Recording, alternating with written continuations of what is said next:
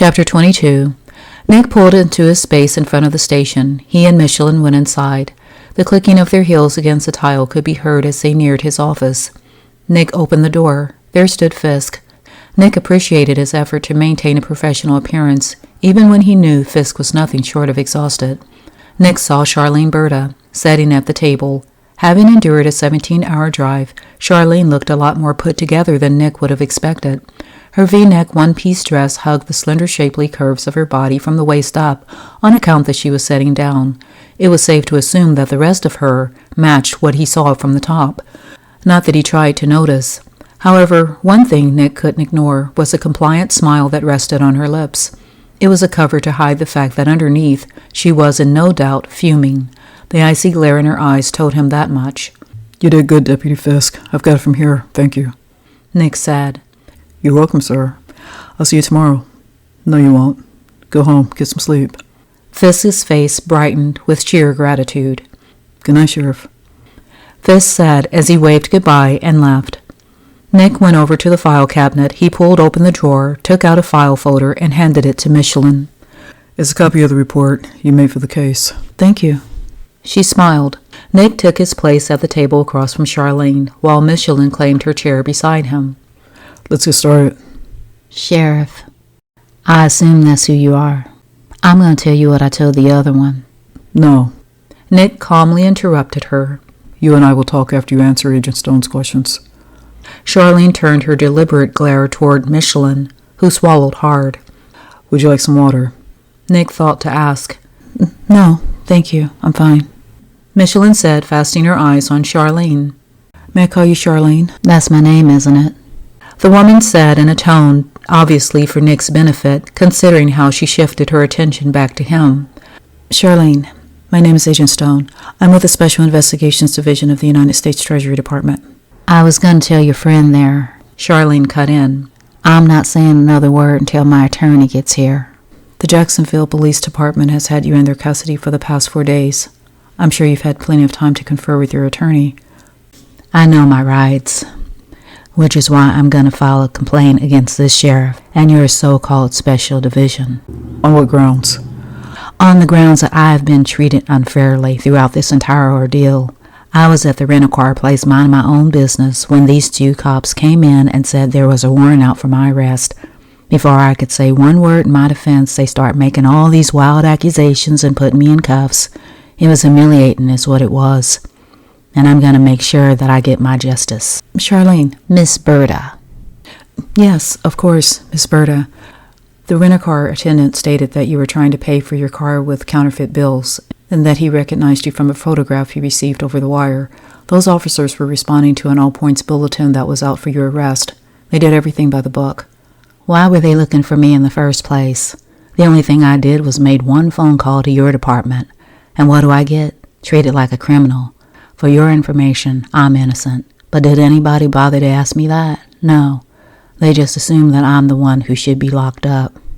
"Miss Berta, I'm offering you the opportunity to tell your side of the story." "Well, it's too late. I'm not saying anything else until Swaney gets here." "Swaney?" "Yes, Swaney Milkovich. He's my attorney." "Have you called him?" "I did. He said that he was with another client, but he promised that he would be here first thing in the morning. And when he gets here, I feel sorry for you." "Fine. We'll wait. But I think you should know that we've already spoken to 3 of your associates who aren't too worried about handing you over to us." He added, exaggerating the truth. "Who are you talking about?" "Ryan Hollis, Howard Keeley, Rex Skinner. They were quick to point the finger at you so they could cut a deal. But I admire your loyalty." "Wait a minute. What did they say?" "This and that. You know how it is.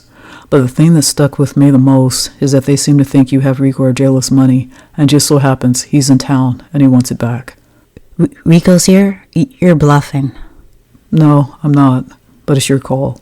You definitely have the right to wait until your attorney gets here." "Sheriff, I didn't mean I wouldn't answer your questions. I just wanted you to know that I'm not going to say anything else until my attorney gets here, but once he does, I have every intention of talking to you. With his counsel, of course. Certainly you can understand my precautions. All that other stuff before was me just blowing off a little steam." She laughed uneasily with a carefree wave of her hand. "Really?" Well, yeah. Charlene laughed as Michelin sighed, having heard quite enough. But I'm just curious. Seeing as how Riko's not somebody you want to play around with, let's say I talk. What kind of guarantee can I get from you that nothing will happen to me? She nervously tried to bargain. Are you ready to answer my questions? Nick asked. Charlene looked at Michelin and then back at him. No, I'm not saying anything. Charlene shook her head, changing her mind. If I don't talk, you won't release me. The way I see it, I'm better off in here than I am out there. You can take me to my cell now. Okay, I'll do that. But how safe do you think you feel when I arrest Riko and bring him in here? You won't catch him. We call it you. Nick said, getting up. All right, I'll talk.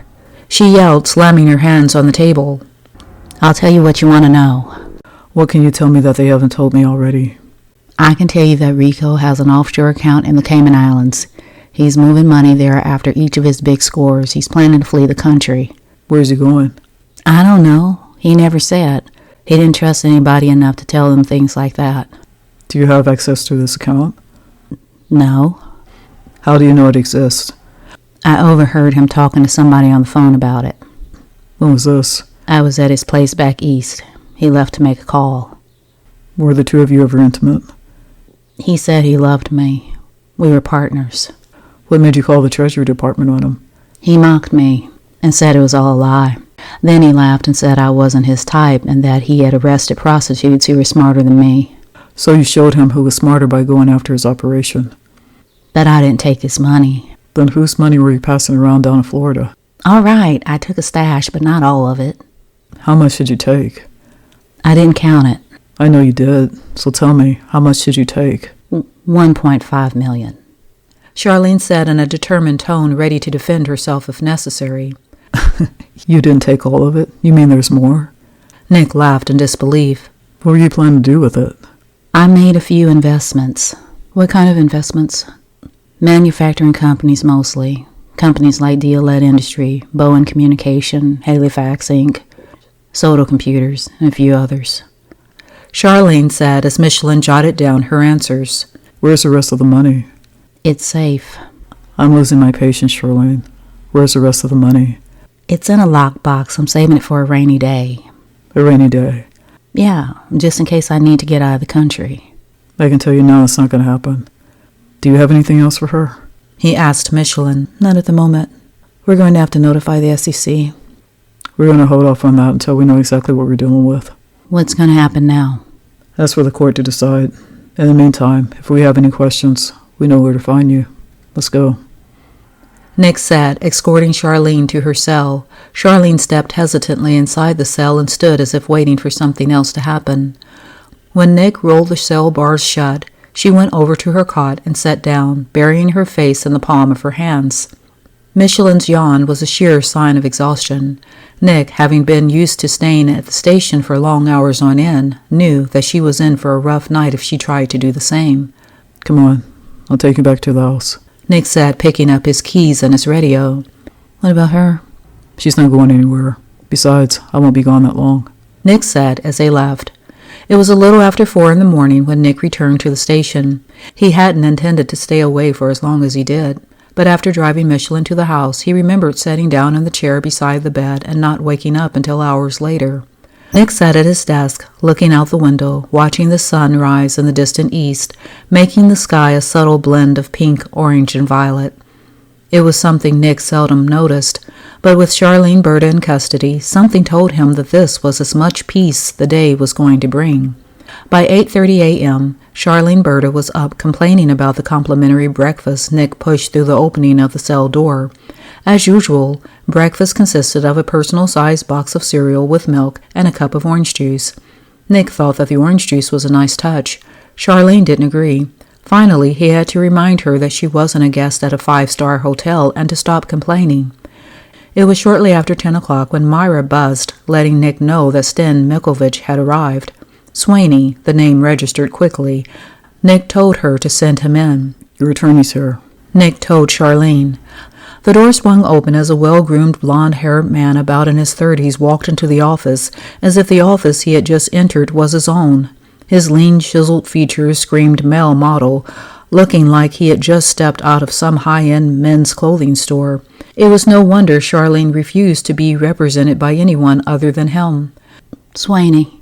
She beckoned for him through the cell door. Over to the cell Stan went. Nick couldn't help but catch bits and pieces of their conversation. Judging by the tension in Stan's face, he found Charlene frustrating as well. Having concluded their meeting, he came over to Nick's desk. Good morning, he said, extending his hand for Nick to shake. I'm Stan Mikovich. I'll be representing Miss Berta. Good morning. Please, have a seat. Stan set his briefcase on the floor beside his chair, making himself comfortable. Why don't we begin with the charges made against your client? Nick began. I'm listening. Stan said, resting his elbow on the arm of the chair, giving Nick his full attention. Miss Berta has been charged with grand larceny, securities fraud, and possession of counterfeit bills.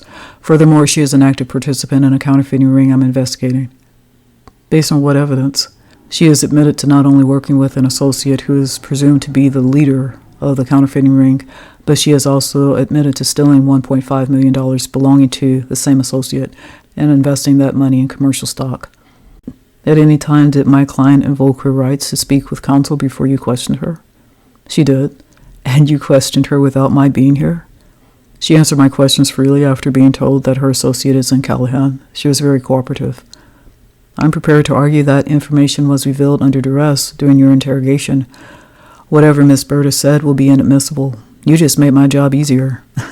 As for bail, I am prepared to make a motion that Miss Berta be released on her own recognizance. She has strong ties in the community as well as family here in Callahan. Therefore, I have no reason to believe that she is a flight risk. I appreciate the confidence you have in your client, but she is not free to go. Why isn't she? Charlene Berta has had previous convictions for producing counterfeit bills. That information has been given to the prosecuting attorney, whom I am sure will argue that fact that given her prior involvement with counterfeiting, she should remain in custody until her trial. I'll leave that for the judge to decide. In the meantime, I believe we're finished here. Stan said, motioning to leave. Your client does not want to leave that cell. Did she tell you that? Stan turned back to Nick. I beg your pardon? Her life is at risk. She feels she'll be safer in custody. Is that true? Stan turned to Charlene. Swaney. Charlene beckoned for him to come over to her. Stan's mouth twisted into an awkward smile as he went back to Charlene's cell. By the looks of it, he was on the verge of losing his temper. Finally, he threw up his hands in frustration and walked back over to Nick's desk. She's ready to go. I'm going to take this up with the judge, Stan said, storming out of Nick's office. Nick grabbed up the receiver and dialed the number to his party. Hey, what's going on? His party answered on the second ring. I think I'm onto something. Can we meet? Sure. About the 7-mile marker on Route 6. I'm on my way. Nick said, hanging up as he rushed out to his patrol car. Without wasting another second, Nick pulled off and drove about a quarter of a mile out of town. Having reached his destination, he sat for nearly 20 minutes on the side of the road. There he watched a blur of cars fly past his window, becoming nothing but dots in the distance. A few of them were moving faster than the speed limit, but it wasn't enough to make Nick take off after them. It wasn't until a silver Altima with a recognizable license plate went sailing by that Nick flipped on his siren and went after it. The chase was cut short as the Altima pulled over. Coming to a rolling stop, Nick got out and walked up to the driver. Hey, Nick. Vincent said, resting his arm on the frame of the door. Thanks for coming. Not a problem. Sounded urgent on the phone. What do you have for me? Vincent asked. I've got Charlene Berta in custody. No kidding. Listen, if we're going to make this look like you pulled me over, we should go talk in your car. Good idea. Nick said. Feigning frustration, Vincent got out and walked back to Nick's patrol car. So, you're saying? Vincent asked, getting in on the passenger side. I've got Charlene Berta in custody. Nick began, pulling the door shut before another car went swooshing past them. She's confessed to stealing $1.5 million of Riko's money and invested it in quite a few businesses. Was the money she took counterfeit? The fact that she was arrested down in Florida for trying to rent a car using counterfeit bills suggests as much. I'm afraid suggestions don't work here, Nick. Riko's money's not counterfeit. It's money that's been confiscated from his drug bust in New York or made selling drugs on the street, but it's not counterfeit. Then how do you explain the money she had? Riko uses counterfeit money to buy drugs that he has his people selling for real money on the streets. After he gives his people a cut of the profits, he keeps the rest for himself. Some he keeps in a safe, but most of it he deposits into an offshore account. Charlene must have got the bills mixed up. If that's true, Riko would have every right to come after her because the money she stole was real. Exactly, and that's why he's here. You know he's in Callahan? I called him. We have a meeting to discuss the recent change of events, Charlene Berta's arrest being one of them. And just so you know, being a cop, Riko's got wind of her arrest already. So let me get this straight. The only thing I've got on Charlene now, outside of being caught trying to pass a few counterfeit bills, is her stealing Riko's money. The rest is speculation. If she had any association with these bills, that makes her guilty. Absolutely. My advice is to keep her in custody, because she's closer to Riko than anybody. He knows what a threat she is, which is why, if he finds her, she's dead. Yeah, that's what she's afraid of. Thanks, Vincent. You bet. He said, getting out of Nick's patrol car and getting back into his. He got in and drove off. Having returned to his office nearly a half hour later, Nick saw Michelin busily working. Seeing him come in, she got up and sashayed over to his desk. Good afternoon, Sheriff. She smiled, unintentionally distracting him with the scent of her perfume. Nick lifted his head. There she stood, waiting patiently for his attention. Why was she making this so difficult for him? Her soft, supple lips were driving him nuts. What can I do for you? I just wanted to thank you for what you did last night. What? Nick asked through the tight constriction of his throat. The notes. Thank you for keeping a copy on file and letting me sit in on your interrogation. Oh, that. You're welcome. So, what's our next step? She asked, sitting down in the chair facing him.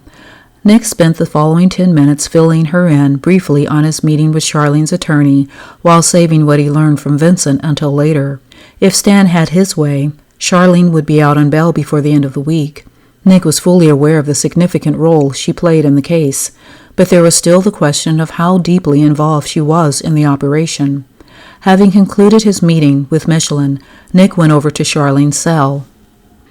There she sat on her cot, with her head rested against the wall, looking rather defeated. Charlene. Nick called out to her. What is it? Where'd you get the money you stole from Riko? From his safe. He didn't know I knew the combination. Vincent was right. Did you know the money you stole from Riko wasn't counterfeit? Why would I steal Riko's counterfeit money? The money I took from him was real. Then how did you get the bills you were found with in Florida? Riko gave it to me after we were together. Judging by the way Charlene said it, Nick knew she was referring to some sort of sexual encounter between them. He practically threw it at me. Then he laughed and told me to go buy myself something nice. You couldn't tell that they were counterfeit? It was an easy mistake. I never thought he would screw me over. I thought we were partners. I see.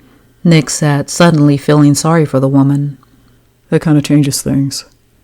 Riko will kill me if he finds me. I know you could probably care less, but...